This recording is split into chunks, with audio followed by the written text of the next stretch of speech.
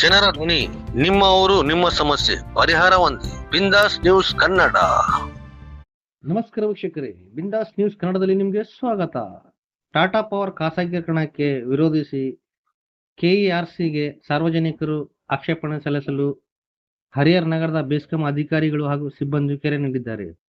ಹೌದು ವೀಕ್ಷಕರೇ, ಬೆಂಗಳೂರು ರಾಜ್ಯದ ವಿದ್ಯುತ್ ಕ್ಷೇತ್ರದ ಸರ್ಕಾರಿ ಸಂಸ್ಥೆಗಳ ಕೆಪಿಟಿಸಿಎಲ್ ಹಾಗೂ ವಿವಿಧ ಇಸ್ಕಾಂಗಳು ಉಳಿಸುವ ನಿಟ್ಟಿನಲ್ಲಿ ಟಾಟಾ ಪವರಿಗೆ ಪರವಾನಗಿ ನೀಡದಂತೆ ಕರ್ನಾಟಕ ವಿದ್ಯುತ್ ನಿಯಂತ್ರಣ ಆಯೋಗಕ್ಕೆ ಕೆಇಆರ್ಸಿ ಆಕ್ಷೇಪಣೆ ಸಲ್ಲಿಸುವಂತೆ ನೌಕರರು ಹಾಗೂ ಸಾರ್ವಜನಿಕರಿಗೆ ಕರೆ ನೀಡಲಾಗಿದೆ.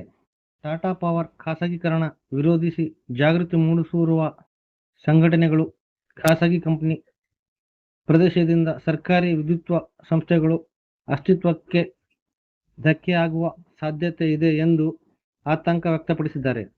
ಹಿಂದೆ ತಮ್ಮ ಕುಟುಂಬ ಸದಸ್ಯರೊಂದಿಗೆ ಆಕ್ಷೇಪಣೆ ಸಲ್ಲಿಸಿ ಇತರರಿಗೂ ಮಾಹಿತಿ ನೀಡುವಂತೆ ಅಧಿಕಾರಿಗಳು ಹಾಗೂ ಸಿಬ್ಬಂದಿಗಳು ಮನವಿ ಮಾಡಲಾಗಿದೆ.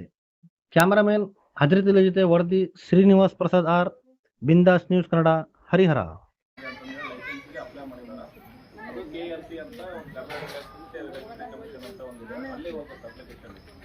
ಅಲ್ಲಿಂದ ಏನಾರ ಸಾರ್ವಜನಿಕರ ಆಕ್ಷೇಪಣೆ ಇದನ್ನು ಪ್ರೈವೇಟ್ ಮಾಡ್ಲಿಕ್ಕೆ ಏನಾರ ಆಕ್ಷೇಪಣೆ ಐತೆ ಅಂತಂದು ಅರ್ಜಿ ಸಲ್ಲಿಸಲಿಕ್ಕೆ ಅವಕಾಶ ಮಾಡಿಕೊಟ್ಟಿದ್ದಾರೆ. ಹಾಗಾಗಿ ನಾವೆಲ್ಲರ ಹತ್ರನೂ ಈಗ ರೈತರ ಹತ್ರ ಹೋಗಿ ಎಮ್ ಎಲ್ ಎ ಸಾಹೇಬ್ರ ಹತ್ರ ನಿನ್ನೆ ಹೋಗ್ತೀವಿ. ಎಮ್ ಎಲ್ ಎ ಸಾಹೇಬ್ರ ಹತ್ರ ಇದನ್ನು ಪ್ರೈವೇಟ್ ಮಾಡೋಕ್ಕೆ ನಾವು ಅದೇ ಥರ ಎಲ್ಲರಿಗೂ ನಾವು ಕಾಂಟ್ಯಾಕ್ಟ್ ಮಾಡಿ ನಿಮ್ಮ ಅದೇ ಇಮೇಲಲ್ಲಿ ಒಂದು ಲಿಂಕ್ ಐತೆ, ಅದು ನಿಮ್ಮ ಗ್ರೂಪಿಗೆ ಯಾರು ಜೊತೆ ನಿಮ್ಗೆ ಯಾರು ಗ್ರೂಪ್ಗಾಗಿ ನಿಮ್ಗೆ ಎಲ್ಲರಿಗೂ ಸ್ವಲ್ಪ ಥರ ಮಾಡ್ತೀವಿ. ನೀವು ತಮ್ಮ ಮೊಬೈಲಲ್ಲಿ ಏನಾದ್ರು ಒಂದು ಕ್ಲಿಕ್ ಮಾಡಿ ನಿಮ್ಮ ಹೆಸರು, ಮೊಬೈಲ್ ನಂಬರು ಅದನ್ನ ಎಂಟ್ರಿ ಮಾಡಿದ ತಕ್ಷಣ ಅಲ್ಲಿ ಆಟೋಮೆಟಿಕ್ಲಿ ಇಮೇಲ್ ಐಡಿಯಿಂದ ಅವ್ರಿಗೆ ಅರ್ಜಿ ಹೋಗ್ತದೆ. ಅದನ್ನು ಒಂದು ನೀವು ಇಲ್ಲಿ ಇರತಕ್ಕಂಥ ಎಲ್ಲರೂ ನಿಮ್ಮ ಮನೆಯವರು, ನಿಮ್ಮ ಮತ್ತು ಅಕ್ಕ ತಮ್ಮ ಅಣ್ಣ ತಂಗಿ ಯಾರು ಇದ್ರೆ ಅವ್ರ ಹತ್ರ ಅದನ್ನು ದಯವಿಟ್ಟು ಮಾಡಿಸಿ. ಅದ್ರ ಜೊತೆಗೆ ಇವತ್ತೇನು ಇಲ್ಲಿ ಯಾರು ಎಲ್ಲರೂ ಸೇರಿದ್ರಲ್ಲ ಅವ್ರಿಗೆ ಇಲ್ಲೇ ಅಪ್ಲಿಕೇಶನ್ ತಂದಿದ್ದೀವಿ, ಫಿಸಿಕಲಾಗೂ ಕೂಡ ಸೈನ್ ಮಾಡಿಕೊಡ್ಬೋದು. ಇದು ಉದ್ದೇಶಕ್ಕೆ ಇವತ್ತು ಬಂದಿದ್ದೀವಿ. ನಿಮ್ಗೆ ಏನು ಸಮಸ್ಯೆ ಆಗತ್ತೆ ಅಂತ ಸ್ವಲ್ಪ ಸಂಕ್ಷಿಪ್ತವಾಗಿ ಹೇಳ್ಬಿಡ್ತೀವಿ. ಈಗ ನಮ್ಮ ಅಧ್ಯಕ್ಷರು ಹೇಳಿದಾಗೆ ಈ ವಿದ್ಯುತ್ ಜಾಲ ಅನ್ನೋದು ನಿಮ್ಮೆಲ್ಲರ ಸ್ವತ್ತು. ಅದೇನು ಯಾರಿಗೇನು ಒಬ್ಬ ಬಂಡವಾಳಶಾಹಿ ಯಾರೂ ಹಾಕಿಲ್ಲ, ಬಂಡವಾಳಶಾಹಿ ಯಾರೂ ಇದನ್ನೇ ನಿರ್ಮಾಣ ಮಾಡಿಲ್ಲ. ಇರ್ತಕ್ಕಂಥ ಬಿಲ್ಲಲ್ಲೇ ಸರ್ಕಾರ ಇಷ್ಟೆಲ್ಲ ನಿಮಗೆ ಇವತ್ತು ಪೋಸ್ಟ್ ಪೇಡ್ ಪ್ರೀಪೇಡ್ ಅಂತ ಒಂದು ಮೀಟ್ರ್ ಬಂದಿದೆ. ಪ್ರೈವೇಟ್ ಯಾವಾಗ ಬರ್ತಪ್ಪ ಅಂದರೆ ಈಸಿಯಾದ ಬೇ ಯಾವಾಗ ಸಿಗುತ್ತೆ ಅವಾಗ ಬರ್ತದೆ. 80 ಕೊಡ್ತಾ ಇದ್ದೀವಿ, ನಾಳೆ ಬರೋನು 480 ಕೊಡ್ಬೋದು.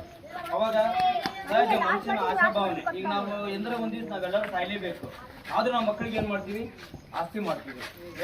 ನಮ್ಮ ಯಾಕೆ ಆಸ್ತಿ ಮಾಡ್ತೀವಿ, ನನ್ನ ಮಕ್ಕಳು ಆರಾಮಾಗಿರಲಿ, ಇನ್ನು ಫ್ಯೂಚರಲ್ಲಿ ಚೆನ್ನಾಗಿರಲಿ, ಇದನ್ನೆಲ್ಲ ವಿಚಾರ ಮಾಡಿ ನಾವು ಆಸ್ತಿ ಮಾಡೋದು. 100 ವರ್ಷ ಸಾಯ್ಬೋದು, 60 ವರ್ಷ ಸಾಯ್ಬೋದು, 50 ವರ್ಷ ಸಾಯ್ಬೋದು, ಊಟಕ್ಕೆ ಸಾಯ್ಬೋದು, ಅದು ಹಣೆ ಬರ. ಆದರೂ ನಮ್ಗೆ ಆಶಾಭಾವನೆ ಏನಿರ್ತಾ, ನಮ್ಮ ಮಕ್ಕಳು ಚೆನ್ನಾಗಿರ್ಬೇಕು, ಮರಿ ಮೊಮ್ಮಕ್ಕಳು ಚೆನ್ನಾಗಿರ್ಬೇಕು, ಅವರು ನಾವು ಕಷ್ಟಪಟ್ಟಂಗೆ ಅವ್ರು ಕಷ್ಟಪಡ್ಬಾರ್ದು, ನಮ್ಮ ದೇಶ ನಮ್ಗೆ ಆ ಥರ ನಾವು ವಿಚಾರ ಮಾಡಬೇಕಂದ್ರೆ ನಮ್ಮ ಸಂವಿಧಾನಾತ್ಮಕವಾಗಿ ಏನು ಅನುಚ್ಛೇದ 14 ಮತ್ತು 94 ಏನಿದೆ ಫಂಡಮೆಂಟಲ್ ರೈಟ್ಸ್, ಆ ರೈಟ್ಸ್ನ ಉಳಿಸ್ಕೋಬೇಕಂದ್ರೆ ಎಲ್ಲ ನಿಮ್ಮ ಕೈಯಲ್ಲಿ, ಕನ್ಸ್ಯೂಮರ್ ಕೈಯಲ್ಲೇ ಇದೆ. ನಾನು ಹೇಳಿದ್ರು ಒಪ್ಪಲ್ಲ, ನಾನು ಕಳ್ಳ ಅಂತಾರೆ. ನೀವು ಹೇಳಿದ್ರು ಮಾತ್ರ ಹೋಗ್ತಾರೆ. ಯಾಕಂದ್ರೆ ಬಳಕೆ ಮಾಡೋರು ನೀವು ದೊರೆಗಳು, ನೀವು ರಾಜರು. ನೀವೇನು ಈಗ ಪ್ರೈವೇಟ್ ಬೇಡ, ಇದು ನಮ್ಮ ಆಸ್ತಿ, ಇದು ಉಳಿಬೇಕು ಅನ್ನೋದಿದ್ರೆ ನೀವು ಅಬ್ಜೆಕ್ಷನ್ ಸಲ್ಲಿಸಲೇಬೇಕು. ನಮ್ಮದೇ ಇದು ಆಸ್ತಿ ಅನ್ನೋ ನೀವು ಅಬ್ಜೆಕ್ಷನ್ ಸಲ್ಲಿಸಿ ಹಿಂದುಳಿಬೇಕು. ನಮಗೇನು ತೊಂದರೆ ಇಲ್ಲ, ನಾವು ಇನ್ನೂ 20 ವರ್ಷ 15 ವರ್ಷ ಸೇವೆ ಮಾಡ್ತೀವಿ, ರಿಟೈರ್ಡ್ ಆಗ್ತೀವಿ, ನಾವು ಅದನ್ನ ಅನುಭವಿಸ್ತೀವಿ. ನಾವು ಜನಸಾಮಾನ್ಯ, ನಮಗೂ ಅಣ್ತಂಬಿದ್ದಾರೆ, ಬೇರೆ ಕಡೆ ಹೊಲ ಗದ್ದೆ ಇದೆ. ಈಗ ಒಂದು ಬೋರ್ ಹಾಕ್ತಾರೆ ಒಬ್ಬ ರೈತ, ಬೆಳಿಬೇಕಂದ್ರೆ ಎಷ್ಟು ಕಷ್ಟ ಇದೆ. ಈಗ ಕರೆಂಟ್ ಇದೆ, ಬಿಜೆಪಿ ಎಲ್ಲ ಫ್ರೀಯಾಗಿ ಕೊಡ್ತಾರೆ.